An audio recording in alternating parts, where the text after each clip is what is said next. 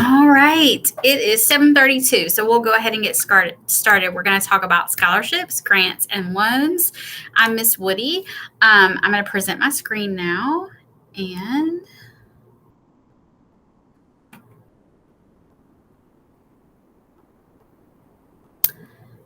if I can just have somebody let me know if you can hear me, and can you see my screen? Yes. Awesome. Okay. So we are going to get started. So the big question that everybody likes to ask is, you do all these applications to college, you get accepted into college, but then how do we pay for it? So that is what we're going to talk about tonight. Where does that money come from? So we're going to talk about a few different things tonight. We're going to talk about merit-based aid and need-based aid. Merit-based aid is aid that you earn. So you might earn it for academics.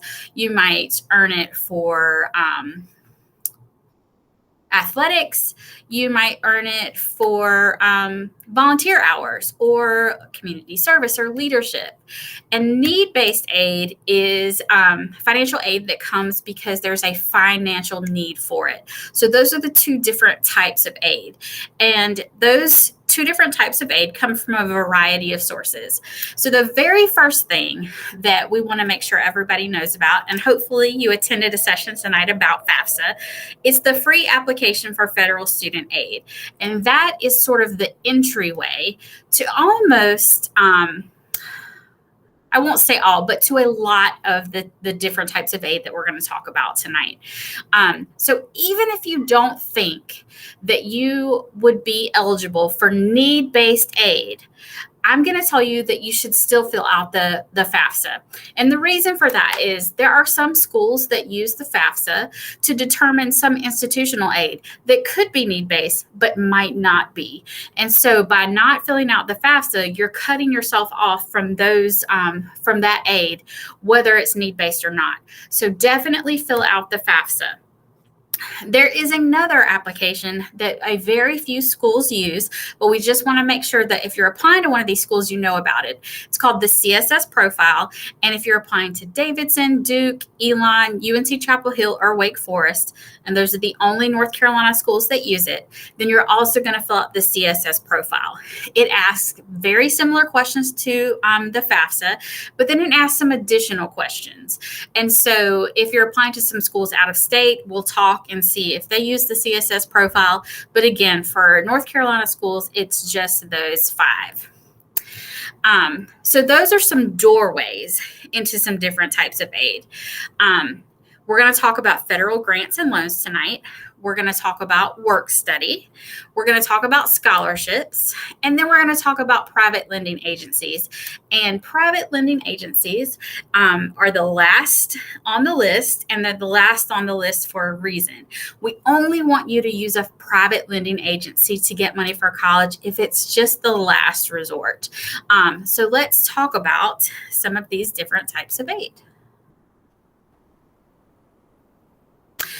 And I like to always start with what I refer to as the Financial Aid Bible. It's the studentaid.gov website. You guys will get a link to this presentation sometime within the next week. It'll also probably be linked in Rocket Dispatch and on our senior website. So you'll have all of these links once you get this presentation.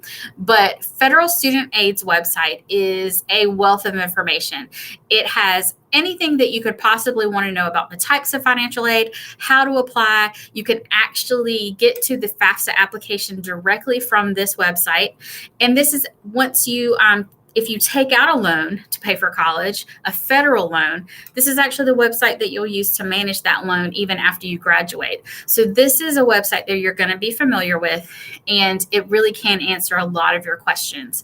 So again, it's studentaid.gov, and it's going to be linked in the presentation, and you'll have this later.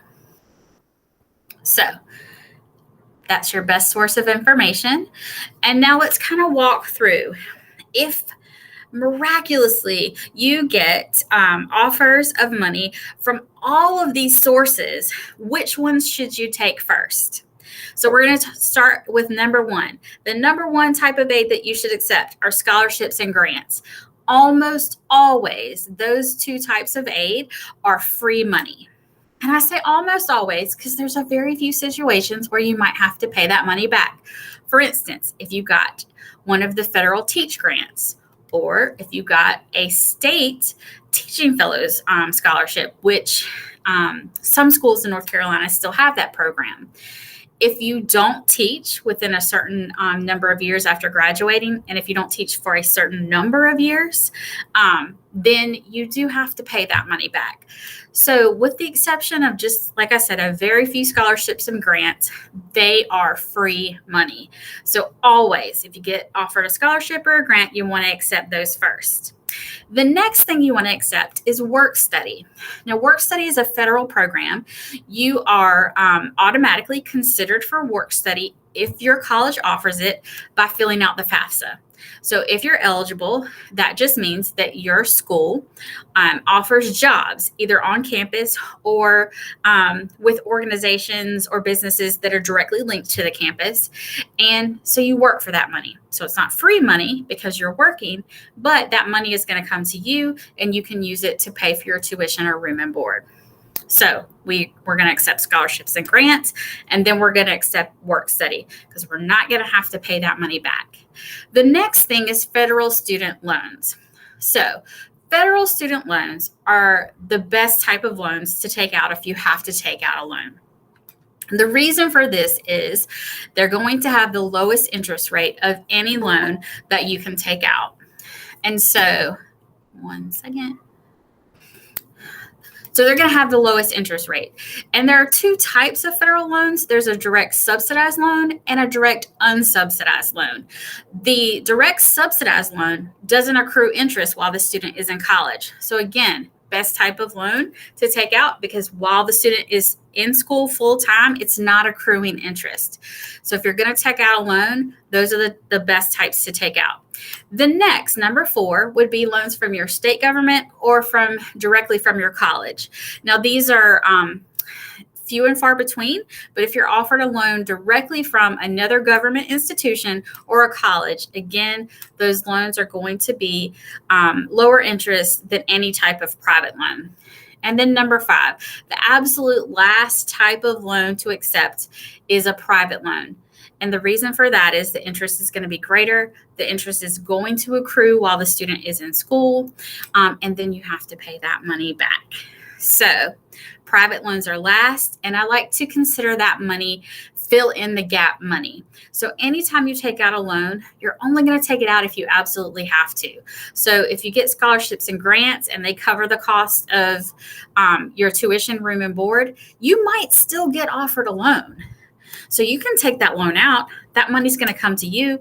As a student, you're going to be able to put that money in your pocket. But the problem is later you're going to have to pay it back. So if you don't need it, don't take it out. So now we're going to turn for a few minutes and look directly at scholarships. And this is probably one of the questions that students ask the most. Where do I get scholarships? How do I get scholarships? Where do I find them? And I like to say, I think Person High School does a really, really good job of connecting students to scholarships. If you can't find scholarships to apply to, then you are not paying attention. You're not checking your emails. You're not taking advantage of our fabulous college advisor, Ms. Lester. You're not checking the websites because we have these links everywhere. But we're going to talk about a few specific places to find scholarships tonight. So the first place you can find scholarships is at the financial aid office of the schools that you're applying to. So if you're applying to, let's say you're applying to UNC Greensboro, you can go to UNC Greensboro's website. You can search in their search bar, scholarships. It's going to take you to a web page where it's going to list scholarships for you. Some of those scholarships will be open just to first-year students. Some of those scholarships will be open to upper-level students. And I think the best part about looking for scholarships on the actual university's websites is that students forget that applying for scholarships is not just for first-year students. It's not just for freshmen. every single year, that bill keeps coming. Every single year, you got to keep paying that bill. So every single year, you should be looking for new scholarships. This year, it's a little bit easier because we're here and we're kind of directing you. Next year, it's going to be more in your court and your responsibility. So financial aid office at the college or university that you attend is a great place to look for scholarships. Other places you can check. Do you have a part-time job? If you do, ask your boss. Do we have scholarships? A lot of local employers do. They might not be offered at the local level. They might be national level scholarships. But I believe Walmart has scholarships, McDonald's, Food Lion. You just have to ask and find out where to get those applications. And then local organizations and foundations, even some churches have scholarships. So if you're involved in anything, ask, do we offer a scholarship? And I'm going to come back to Miss Lester's scholarship list in just a second.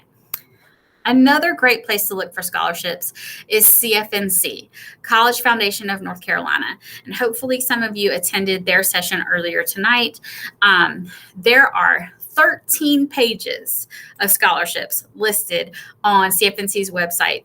And those scholarships are for North Carolina residents. So there's tons of scholarships out there. Some of them are national, some of them are regional, some of them are just for the state, and some are local. So anytime you can narrow the population, you have a better chance of getting a scholarship. So check out CFNC, tons of scholarships. And when you use their website, you can search by type of school. So you can say, I'm going to a community college. So you can search just by 2-year schools. You can search just by 4-year schools. So it really is a great tool to use to search for scholarships. Another place, our Rocket Dispatch. You should be receiving via email, probably get a phone call, and it's always also posted each week on Facebook, Rocket Dispatch. It's where we put all the information students need for the week. There is a huge amount of information in the Rocket Dispatch every week that's just for seniors. So there's always scholarships listed there. And then the next link on here is Miss Lester's scholarship list. Miss Lester is our college advisor, and she does a fabulous job of listing scholarships for you. So when she hears about a scholarship, she's going to add it to that list. And then in the spring, that's when all of our local scholarships are available. And that's when you are applying with the narrowest pool of applicants. So those local scholarships are really important for you guys to apply to. And again, all you have to do is check the Rocket Dispatch and Miss Lester's scholarship list. You're going to find those links there. Now, there's tons of other places that you can search for scholarships, and I've got those links listed here too. They're national, so you're looking at scholarships all over the country. Don't let that stop you. You can't get a scholarship if you don't apply. So apply. And there's some other links here for you to use. And then here's just a few tips about what to have ready and how to be prepared to apply to these scholarships. First of all, you're going to have some things readily available. You're going to need to know what your GPA is. So you probably need to have a copy of your transcript. You can get that from your counselor. You need to know what your test scores are if you took the ACT last year or if you've taken the SAT. You need to be ready to write some essays because a lot of scholarships are going to require you to write an essay. And you need to kind of have a resume handy. So a list of the things that you've been involved in so that you are ready to fill out those applications. You're going to want to have some essays ready. And if you're in the middle of applying to college right now, you're going to write an essay for your college application, most likely. Not always, but most times. And so, you're going to have an essay or two kind of ready. So just be prepared to use that essay maybe multiple times, but always think about crafting the essay specifically to what the scholarship is looking for. So if it's a leadership scholarship, you're going to want to talk about the ways that you've been a leader. If it's a scholarship about let's say integrity, then you're going to want to talk about a time that you used integrity. So just be prepared to write something that is specific to what the scholarship is looking for. You're going to need recommendations. You're going to need those for applications for college and for scholarship applications. Your counselor is going to probably need to write you one. And also, a lot of times, it's going to allow you to choose someone. Maybe it's going to be a teacher. Maybe it'll be a coach or an employer. Ask those people now before you need the recommendation so that they can go ahead and start writing something or having something in mind to write, because you don't want to ask them the night before. They're not going to have a lot of time to think about it. And think about maybe giving them a copy of your resume or a list of the things you're involved in. It will really help them be specific when they write about how wonderful you are. Keep track of everything that you need to have to turn in for scholarships. Always follow directions. That's a big one. And it's a numbers game. The more times you apply, the more likely you are to get a scholarship. I think it's funny, Miss Lester and I both talk about scholarships as a part-time job. It's not something that you can just say, okay, I'm going to do scholarships today and then I'm done. It's sort of something that you're going to need to come back to all throughout the year. And then really quickly, I want to talk about some essay writing tips. So the essays that you're going to write for college applications and also for scholarships are not really essays that you are used to writing for English class. You're not writing like an introduction and 3 supporting paragraphs and a summary. You're writing a story. You want to capture the person who's reading that essay. You want to capture their attention. You want them to remember your essay, even if they read 100 other essays that day. So think about how you can do that. Think about, okay, this is what I want to talk about, but how can I make it sound more like a story than just an essay that I might turn in for class?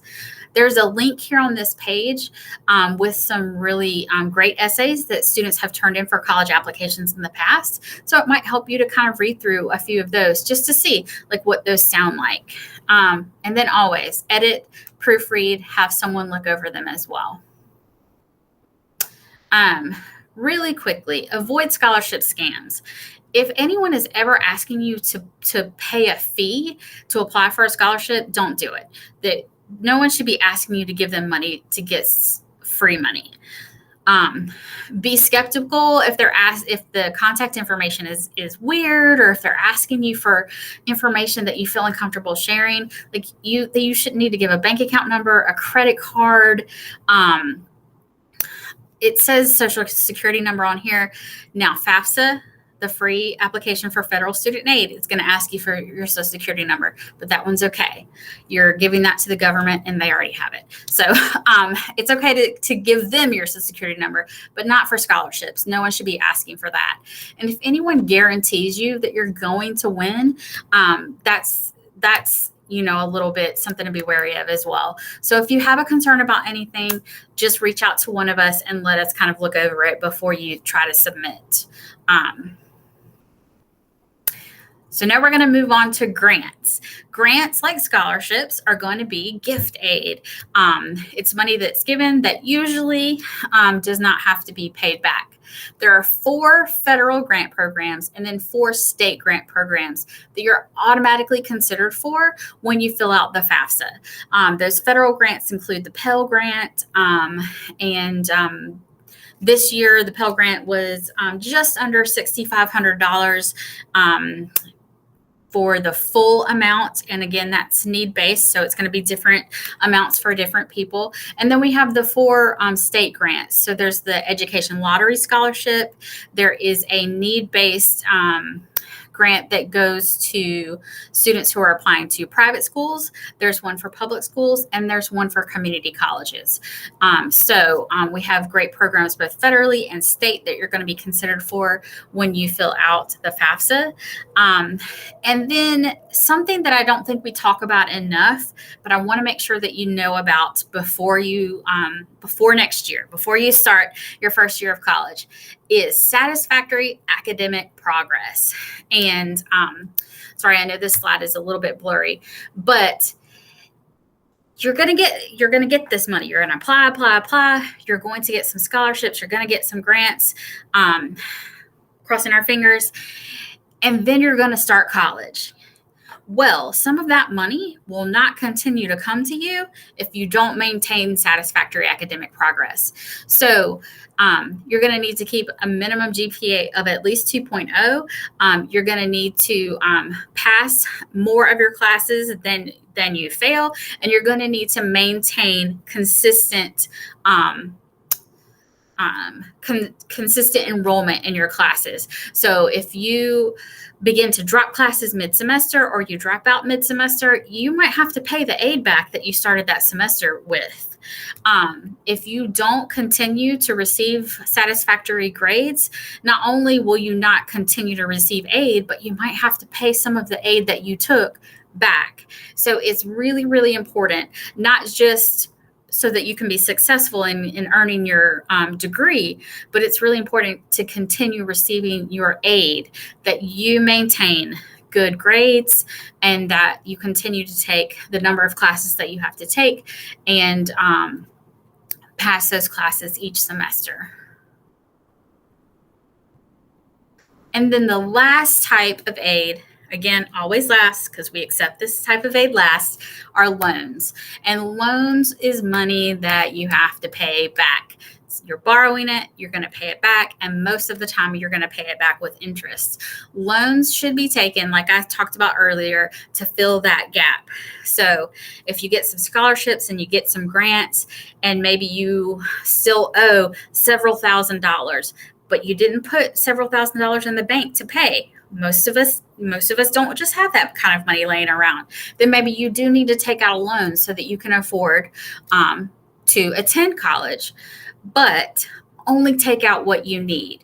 So they might offer you $3,000, but you only need $2,000 to meet the amount that you have to pay for the year. You don't have to take out the full $3,000 just because they offer it. You can say, I only want to take out $2,000. So you're going to fill in the gap. There's 4 types of loans, of federal loans. There's a direct subsidized, a direct unsubsidized, a direct plus loan, and direct consolidation. We don't need to talk about consolidation right now. That comes later after college. The subsidized and the unsubsidized loans are going to be loans offered to students. Subsidized loan will not accrue interest while you're in college. So that means if this year you take $2,000 at the end of the year, as long as you continue school next year, you only owe $2,000. An unsubsidized loan is going to accrue interest. So at the end of that year, you might owe $2,000 plus an additional $400 because that's how much interest accrued. So if you don't need to take it all out, only use the subsidized loan. So first pick subsidized, then unsubsidized. And then always, always, always take federal loans before any private loans, because those loans are going to accrue more interest, kind of like we talked about before. And I just realized I skipped the plus loans. The direct plus loans are going to be loans that a parent takes out. So the subsidized and unsubsidized loan go to the student. The plus loan can be applied for specifically by the parent if the student is not offered enough financial aid for you to afford to pay for college. So at that point, you can go to the financial aid office. You can talk with them about applying for a parent plus loan. One thing that I kind of like to talk about is the last bullet on this page, which is the fact that, no one wants to take out a loan, but sometimes you need to. And it's okay if you need to, but you do have to think about making a plan for paying it back after you graduate. And if you do have to take it out, one good thing is that loans can help you build credit. You're going to need credit for things in the future. You're going to need to be able to say, I borrowed this money and I'm paying it back. But loans can also hurt your credit if you don't pay it back or you default on a loan, which means you quit paying it. So loans can be a good thing. They can help you go to college and get that education. They can help you build credit. You just have to be very careful and have a plan to pay back in the future. So I know that was a lot. We have 4 minutes left. Does anybody have any questions? I'm going to pull up over here so I can see the chat box. You're welcome to type in the chat box, or unmute yourself and ask a question if you have any.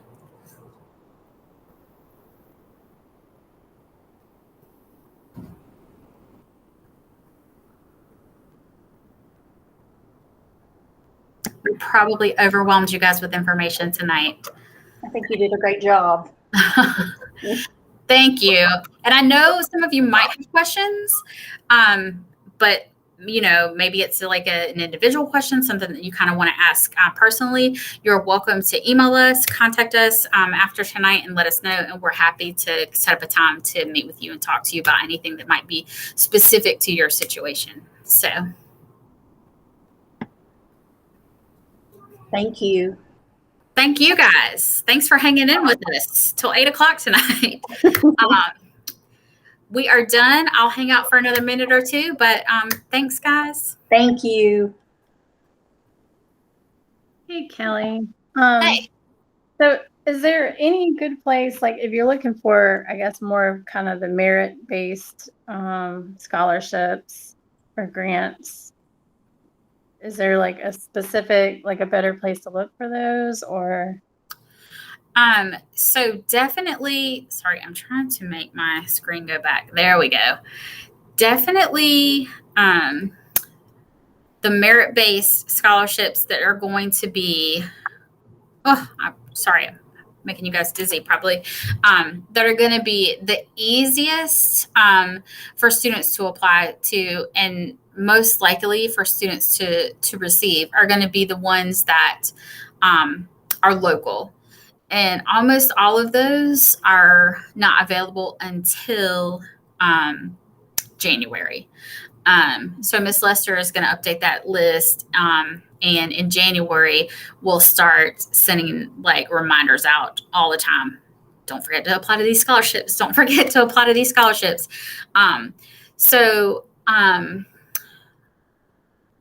A lot of schools also, and just like off the top of my head, like ECU, UNCG, a lot of the state schools will automatically consider students for merit-based scholarships when they apply.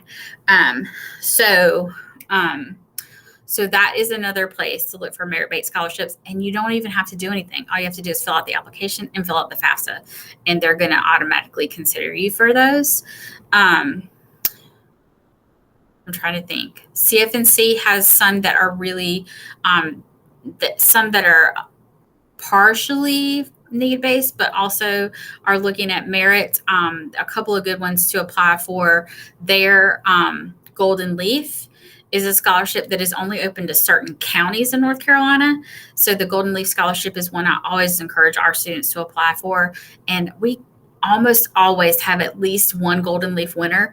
One year we had 5. So that's a $12,000 over 4-year scholarship. So it's $3,000 per year. So that's a really nice one. And it's merit-based. So that one can be found on CFNC. But again, it's like, I don't know any other way to phrase it except for a part-time job. They just have to settle in and apply, like maybe once a week, once every 2 weeks, set aside a few hours and just say, okay, I'm going to do scholarships today, because there's money out there. Okay. All right. Thank you so much. Yeah.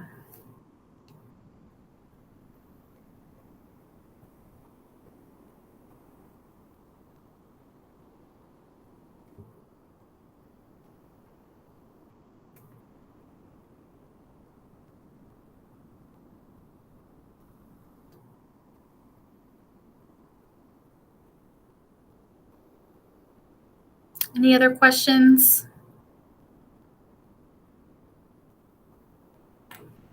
All right. Well, it's 8:01. So I'm going to bid you guys a good evening and get in touch with us if you have any specific questions. Thank you.